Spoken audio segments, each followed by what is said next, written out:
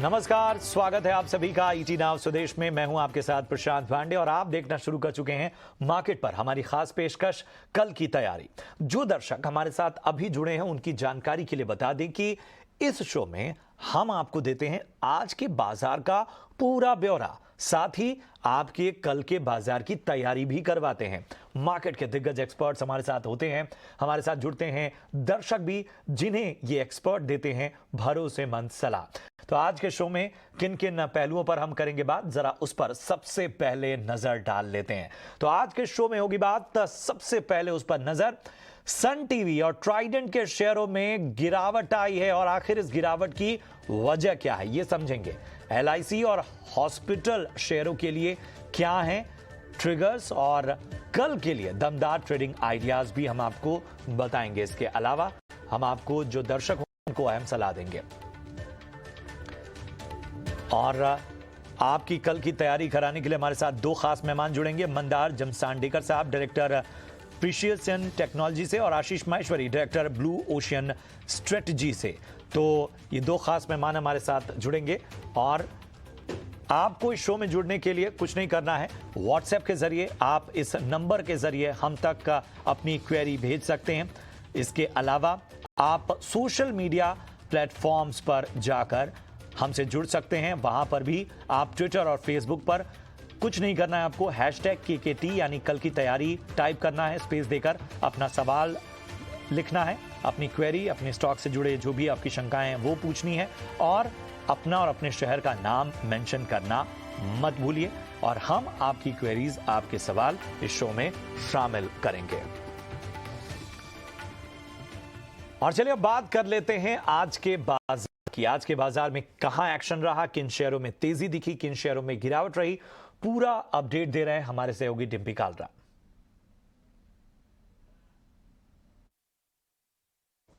आज बाजार पूरी तरह से एक रेंज के अंदर कामकाज करते हुए दिखा। निफ्टी और बैंक निफ्टी अगर आप देखें, इसमें कुछ खास बड़ा आज ट्रेड नहीं था, दायरे के अंदर कामकाज था। उसकी बड़े वजह इंडिया विक्स था। इंडिया विक्स अभी भी 15 के स्तरों के आसपास चल रहा है। हालांकि अगर आज मार्केट के ओवरऑल ब्रेड देखेंगे तो ब्रेड इतनी खराब नहीं थी, जो कि आपको काफी दिनों से सुधरी हुई दिख रही है। तो आज भले ही आप सपाट कारोबार था, लेकिन ब्रेड में भी कुछ ज्यादा फर्क नहीं हमको देखने को मिला। आज पहले निफ्टी के टॉप गेनर्स पे आ जाते हैं। अगर आप निफ्टी के देखेंगे तो मेटल काउंटर्स में अच्छा रिबाउंड देखने को मिल रहा है। बड़ी वजह डॉलर इंडेक्स था। डॉलर इंडेक्स 111.12 से टूटकर 106 तक पहुंचा है, इसलिए आज हिंडाल्को टॉप गेनर बना। इसके लिए अगर आप देखेंगे तो कुछ और मेटल कंपनीज जैसे कि जिंदल स्टील जैसे शेयर्स भी चलते हुए दिखे आज। इसके अलावा अपोलो हॉस्पिटल्स के अंदर भी काफी स्ट्रॉन्ग मूव आया। साथ ही साथ अगर आप टाटा मोटर्स में एक बेस बना हुआ था, उसका इफेक्ट आपको पॉजिटिव देखने को मिल रहा है। शेयर अब अच्छी रिकवरी करता हुआ आपको नजर आ रहा होगा। ग्रासिम के नंबर्स आए, नंबर्स के बाद ये शेयर आपको और तेज हो गया। साथ ही कोटक महिंद्रा बैंक जो कि थोड़ा लेगार्ड रहा, साइडवेज हो गया था, अब उसने कुछ पार्टिसिपेट किया। ये कुछ 4-5 बड़े शेयर्स थे जिस बाजार की काफी हद तक हेल्प की है।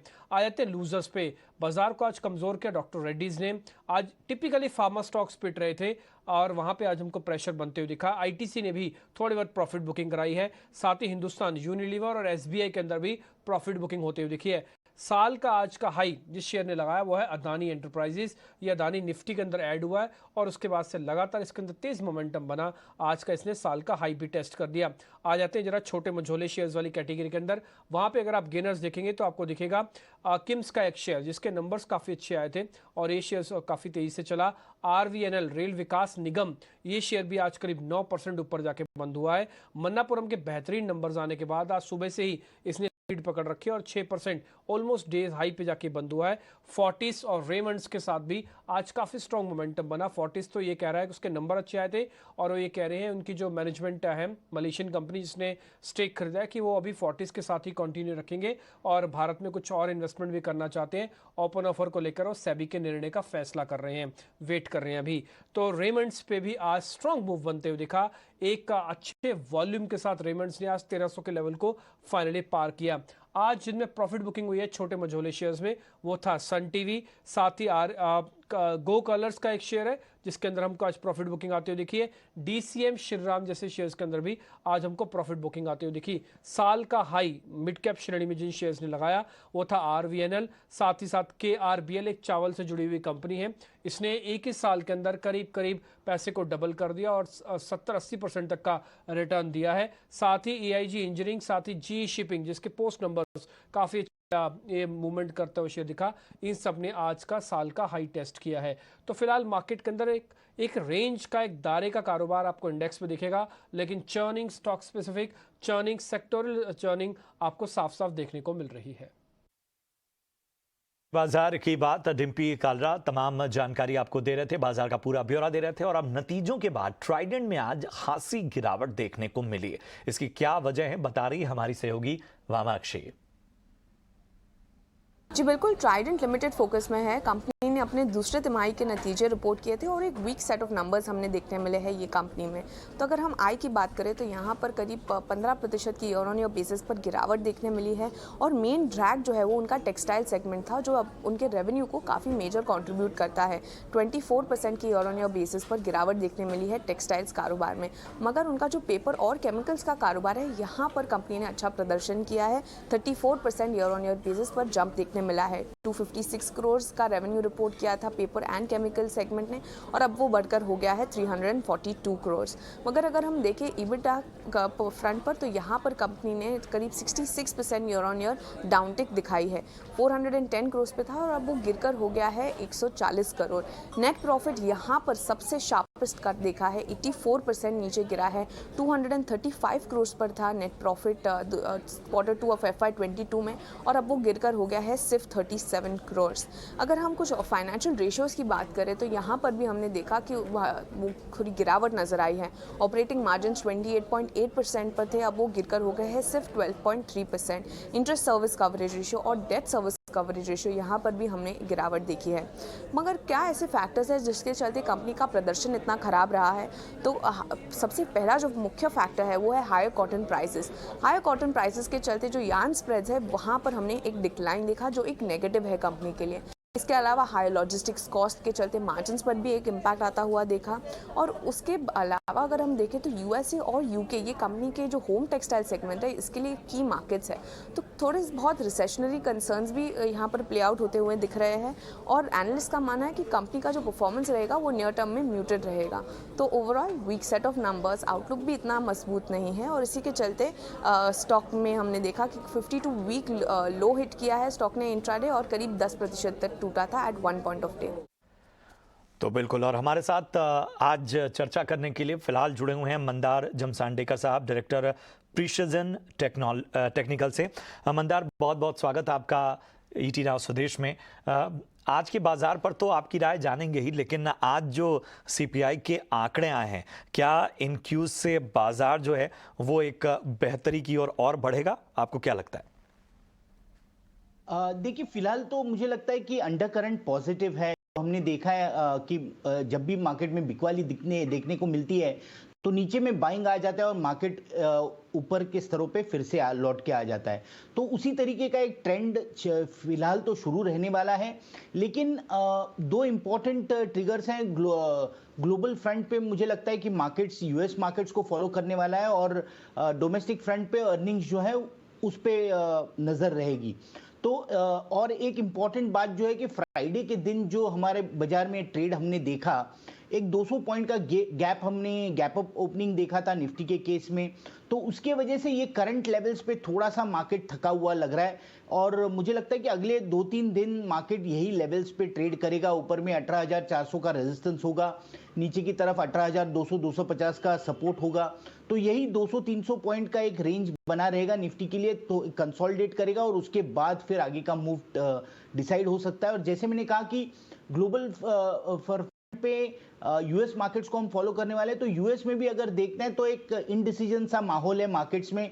वहां पे भी बहुत ही नैरो रेंज में ट्रेड हो रहा है, और वही हमारे मार्केट्स में भी रिफ्लेक्ट हो रहा है। प्लस इसके साथ में एक स्पेसिफिक एक्टिविटी भी है। जैसे मैंने कहा, अर्निंग्स इंपॉर्टेंट है, तो जिस तरीके के अर्निंग्स अनाउंस होते हैं उस तरीके का एक स्क्रिप्ट स्पेसिफिक ट्रेड भी हमारे मार्केट में देखने मिलने वाला है। अब उसके वजह से ये हो रहा है कि अभी जो इंटरेस्ट है फिलहाल वो इंडेक्स के बाहर वाले स्टॉक्स में ज्यादा है। तो स्क्रिप्ट स्पेसिफिक व्यू है लेकिन इंडेक्स के बाहर है, इसलिए इंडेक्स में ये इंडिसीजन बना हुआ है और अगले 2-3 दिन इसी तरीके का ट्रेड बना रहेगा। तो बने रहिए, आगे भी कुछ अहम पहलुओं पर आपसे चर्चा करेंगे। हमारे दर्शकों के भी कुछ सवाल होंगे। एलआईसी के शेयर में तेजी नजर आई है और इस तेजी की वजह क्या है, ये बताने के लिए हमारे सहयोगी हर्ष की ये रिपोर्ट देखिए। जी हाँ, Q2 FY23 में जो LIC का टोटल प्रीमियम इनकम है सॉलिड ग्रोथ दिखाया है सिक्वेंशली 99 करोड़ से 1.32 लाख करोड़ पे, वो काफ़ी अच्छा ग्रोथ Q on Q जब मैं देखूँ तब। और जो मार्केट शेयर भी है जो फर्स्ट ईयर प्रीमियम्स का वो 63.25% पे था Q2 FY22 में, अब 68.25% पे है Q2 FY23 में। और जब मैं LIC का स्टॉक प्राइस देखूँ, highest single day gain at least currently clock करता हुआ LIC, और वो है क्योंकि जो स्टॉक प्राइस है ऑलमोस्ट 40% गिर गया था उसके IPO प्राइस ऑफ 950 से अक्टूबर 2022 में ऑलमोस्ट 40% डाउन था जो उसका लो था। अब obviously little bit of appreciation दिखा है वो स्टॉक पे। और जो VNB मार्जिन्स Q2 FY23 में भी आए हैं, काफ़ी अच्छे एक्सपैंड हुए हैं, 9% से 14.6% पे एक्सपेंशन हुआ है वर्सेस IPO 9% पे था। और मार्केट शेयर गेन्स भी काफ़ी अच्छा, और मोर प्रॉफिटेबल जो नॉन पार का सेगमेंट है उसमें शेयर गेन करता हुआ LIC दिख रहा है। और उस पर मैनेजमेंट कमेंट्री में भी एक काफ़ी अच्छा फोकस आया है। जो रिलेटिव वैल्यूएशन है उसमें भी काफ़ी डिसेंट लग रहा है LIC। जब हम प्राइस टू EV देखें तो 0.74 या 0.75 टाइम्स पे आज सुबह को ट्रेड हो रहा था, अब ऑफ कोर्स 0.8 टाइम्स पे ट्रेड हो रहा है। तो अभी भी एक काफ़ी डिसेंट वैल्यूएशन पे LIC। तो डिसेंट वैल्यूएशन पे LIC। आशीष माहेश्वरी साहब भी ब्लू ओशन स्ट्रेटजी से हमारे साथ जुड़ चुके हैं। आशीष जी, बहुत बहुत स्वागत आपका ET नाउ स्वदेश में। LIC में एक जो लगातार रेंज हम देख रहे थे उसमें आज एक बड़ा उछाल नजर आया, एक तेजी नजर आई है, यहाँ से कहाँ देखते हैं आप, कुछ उम्मीद? जी, इनफैक्ट कोइंसिडेंटली आज ये मेरा VIP stock of the day भी था। मेरा मानना है कि अब इस स्टॉक की काफी री रेटिंग होने वाली है, क्योंकि जो ग्रोथ देखने को मिली है नॉन पार्टिसिपेटिव पॉलिसीज में भी। क्योंकि क्या होता था, नॉन पार्टिसिपेटिव पॉलिसीज वो है जहाँ पे प्राइवेट लाइफ इंश्योरेंस कंपनियां ज्यादा डोमिनेट करती रही हैं। अब उन सब के डोमिनेशन के बावजूद भी LIC का वहाँ पे मार्केट शेयर बढ़ना और जो AUM ऑलमोस्ट 43 लाख करोड़ तक पहुंचना, ये एक बिल्कुल स्टॉक को नई टेरिटरी में लेकर जाएगा। क्योंकि अब खोने के लिए यहाँ कुछ नहीं बचा है। क्योंकि एक इशू ये था कि उनका फर्स्ट प्रीमियम की ग्रोथ कम हो रहा था, तो वो भी उन्होंने इस क्वार्टर में मिटिगेट कर दिया उस रिस्क को, और AUM में भी जो सिग्निफिकेंट इंक्रीज हुआ है। तो मेरी सलाह रहेगी कि बिल्कुल स्टॉक को इस लेवल पे भी एक्यूमुलेट किया जा सकता है। और चूंकि काफी अंडर ओन्ड स्टॉक है इंस्टीट्यूशन द्वारा, क्योंकि ज्यादा से ज्यादा शेयर्स इसमें रिटेल निवेशकों के पास में पहुंच गए, तो यह जो राइज भी आएगा वो भी काफी सिग्निफिकेंट रहेगा। और जैसा आज हमने देखा कि एक ही दिन में 6% राइज हुआ है स्टॉक में, तो ऐसे ही आपको जो राइज है वो 1-2 बार और दिखाई दे सकते हैं आगे के राइज आगे भी देखने को मिल सकते हैं। आशीष जी और मंदार, आप हमारे साथ बने रहिए। सन टीवी में बड़ी गिरावट देखने को मिली है, क्या है इसकी वजह, बता रहे हैं हमारे सहयोगी। सन टीवी के स्टॉक में भारी गिरावट देखने को मिली और आज के दिन ही स्टॉक में करीब 8 से 9% की गिरावट हुई है। अगर 22 जून 2022 के स्तर से अगर देखें तो सन टीवी में अब तक की सबसे बड़ी गिरावट देखी गई है। इसके पीछे काफ़ी सारी वजह हैं जिसके पीछे हम ये गिरावट देख रहे हैं। पहले तो कंपनी के जो फाइनेंशियल्स थे वो निवेशकों को नाराज़ कर रहे थे। आय में हमने देखा कि 3% की गिरावट है, जिसमें कि एड रेवेन्यू सपाट है। कंपनी के अहम एडवर्टाइजर्स ने भी महंगाई में बढ़त के चलते अपने एड खर्च में कमी की, जिससे कि सन टीवी को नुकसान झेलना पड़ रहा है। और इसके अलावा सब्सक्रिप्शन रेवेन्यू की भी बात करेंगे तो वहां पर भी 2% की गिरावट इस बार कंपनी में दर्ज हुई है। मुनाफा और कामकाजी मुनाफा सपाट है और FY22 से 24 के बीच मुनाफे में औसत 6% की ग्रोथ का अनुमान भी बता रहा है। कुछ और भी दिक्कतें हैं कंपनी के साथ, बढ़ते कंपटीशन को भी फेस नहीं कर पा रही है। इनके जो पीयर्स हैं, इनके जो प्रतिद्वंदी हैं, वो ओटीटी में काफ़ी ज़्यादा निवेश कर रहे हैं, वहीं सन टीवी का इतना निवेश नहीं है। इस वजह से अगर तमिल व्यूअरशिप के मार्केट शेयर को देखें तो कंपनी का जो मार्केट शेयर है वो 55% से घटकर अब 40% हो चुका है। इसके अलावा कंपनी की तरफ से ठीक तरीके से कोई डिस्क्लोजर भी नहीं आता, उनके कॉन कॉल में भी ज़्यादा कुछ अहम जानकारियां नहीं मिलती। इसके चलते भी निवेशक नाराज दिखाई दे रहे हैं और इसी का मानना है, इन्हीं सब कारणों के चलते हम देख रहे हैं कि सन टीवी में भारी गिरावट है। अगर आय का ट्रेंड हम देखेंगे तो Q2 इस बार जो आय आई है वो अब तक के सबसे निचले स्तर पर देखने को मिल रही है। करीब 796 करोड़ इस बार कंपनी ने आय रजिस्टर की है और कामकाजी मुनाफा में भी देखेंगे अगर हम तो क्वार्टर 31% की ग्रोथ इस बार दर्ज हुई है। तो फाइनेंशियल्स में कमजोरी और बढ़ते कंपटीशन के चलते हम देख रहे हैं कि स्टॉक में आज काफ़ी ज़्यादा गिरावट है। बिल्कुल बिल्कुल। तो ये थी सन को लेकर तमाम रिसर्च हमारी सहयोगी पूजा की। और चलिए अब दर्शकों के सवाल ले लेते हैं जो उन्होंने हमें सोशल मीडिया और व्हाट्सएप के ज़रिए भेजे हैं। पहला सवाल है अजय कुमार का, जो कि हिसार से हैं, और इनका सवाल है, इन्होंने पीएनबी यानी पंजाब नेशनल बैंक के 200 शेयर ले रखे हैं और इसका खरीद भाव जो है वो 42.50 रुपये पे इन्होंने ख़रीदा है।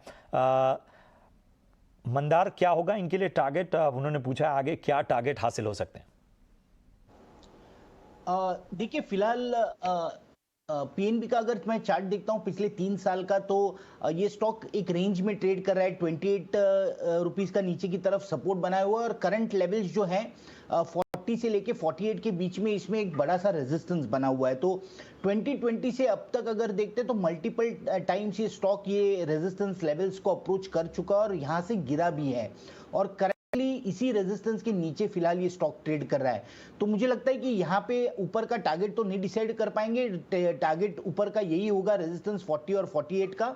हाँ, लेकिन 48 का रेजिस्टेंस अगर ये ब्रेक करके ऊपर चलता है तो इसमें एक फ्रेश बाय इनिशिएट होगा, जिस केस में ऊपर के जो टारगेट्स हैं वो 66 से लेके 70 तक के ऊपर के टारगेट्स बन सकते हैं। लेकिन फिलहाल नहीं, रेजिस्टेंस ब्रेक होने की राह देखनी बहुत जरूरी है। रेजिस्टेंस के नीचे बाय नहीं करना है, रेजिस्टेंस ब्रेक होने के बाय करना है, मोमेंटम में बाय करना है और उसी मोमेंटम में बाहर निकल जाना है। ये स्ट्रैटेजी ज्यादा बेहतर स्ट्रैटेजी होगी। लेकिन फिलहाल जो इनकी पोजीशन है, इस पोजीशन के लिए मैं एक स्टॉप लॉस रेज करूंगा। ये स्टॉप लॉस होगा 41 रुपीज का। 41 के स्टॉप लॉस से आप होल्ड कर सकते हैं, अगर ट्रिगर हो जाता है तो निकल जाइए और राह देखिए 48 का लेवल ऊपर की तरफ ब्रेक होने की, उसके बाद जो मूवमेंट देखने को मिलेगा वो बहुत ही फास्ट होगा। तो अहम सलाह अजय जी आपको, उम्मीद करते हैं आपको मिली है। और अगले जो हमारे दर्शक हैं हर्ष गर्ग मुंबई से, उन्होंने गेल इंडिया के 500 शेयर खरीदे हैं 89 रुपए के भाव पे। आशीष जी, क्या होगी इन्हें सलाह? होल्ड करना ठीक है या सेल करें, ये उन्होंने पूछा है। ठीक है, अभी तो जो उनका जो परचेज प्राइस है उसी के पास में स्टॉक ट्रेड हो रहा है, बट काफी अंडर परफॉर्मर स्टॉक रहा है गेल इस पूरे सेक्टर में।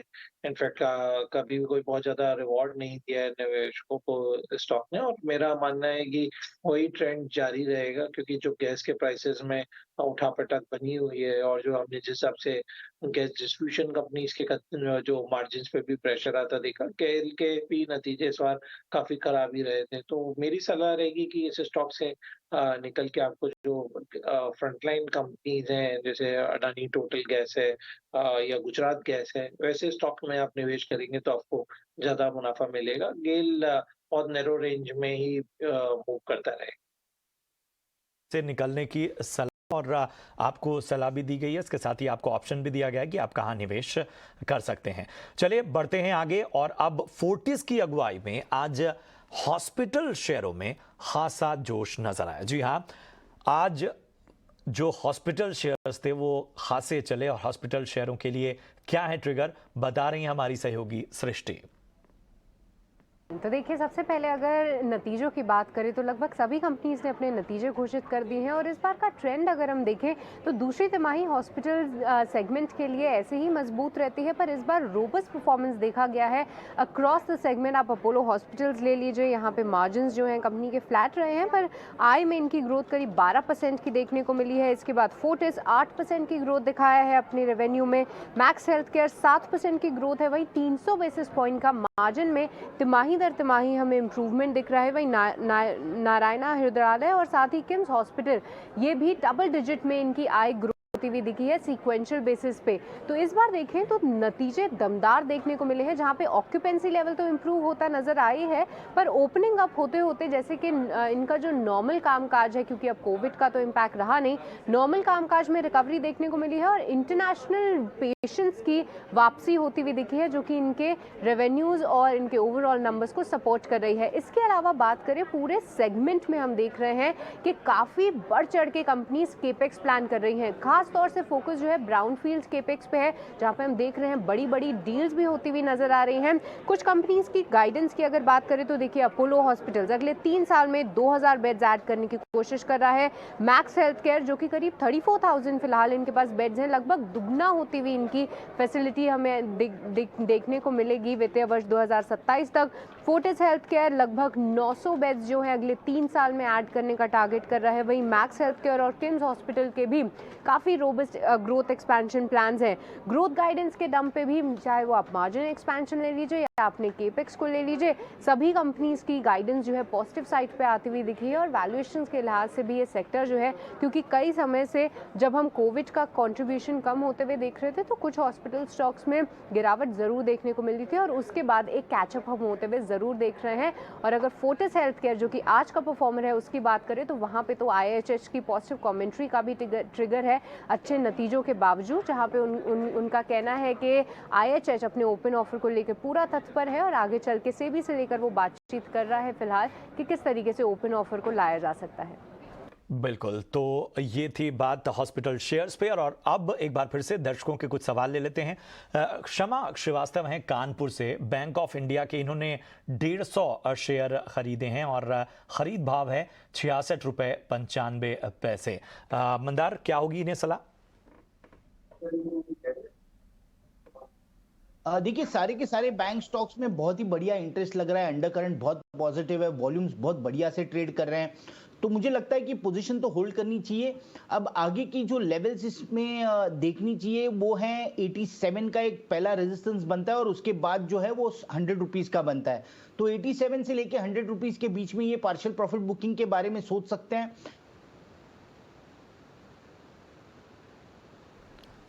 लगता है कुछ तकनीकी खामी है जिसकी वजह से जो मंदार की आवाज़ है हम तक नहीं पहुंच पा रही है। मंदार, शायद आप म्यूट हो गए हैं, अनम्यूट करें और एक बार फिर से चला दें। हाँ जी, सॉरी, ये देखिए, इसमें मुझे लगता है कि 68 के स्टॉप लॉस से फिलहाल तो पोजीशन होल्ड कर सकते हैं और 87 से लेके 100 रुपीज ये जो अगले रेजिस्टेंसेस हैं यहाँ पे पार्शियल प्रॉफिट बुकिंग के बारे में सोच सकते हैं।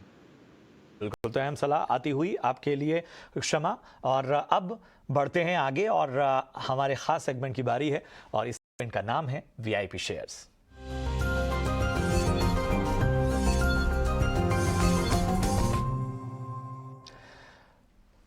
तो आशीष जी बताएं आपके VIP पिक। जी, मेरा इनफैक्ट VIP पिक LIC रहेगा, जैसा मैं पहले भी बता रहा था, और बिल्कुल 650 के भाव पर इसको खरीदने की सलाह रहेगी। और इसका अब जो नया टारगेट सेट हो रहा है अगले 6 महीनों में, वो करीब 750 रुपए तक जाएगा। क्योंकि अब अगेन जैसा हम बात कर रहे थे कि जो AUM में जो ग्रोथ देखने को मिल रहा है और जो फर्स्ट प्रीमियम पॉलिसी, जो फर्स्ट प्रीमियम की ग्रोथ है और जो नॉन पार्टिसिपेटिव पॉलिसीज का जो ग्रोथ है, वो स्टॉक को नई ऊंचाइयों को ले जाएगा। दूसरी बात यह है कि इस स्टॉक का यदि कंपैरिजन में SBI लाइफ या HDFC लाइफ जैसी कंपनियों से करें तो काफी बड़ा वैल्यूएशन गैप भी खड़ा हो गया है उन कंपनीज के कंपैरिजन में और LIC में।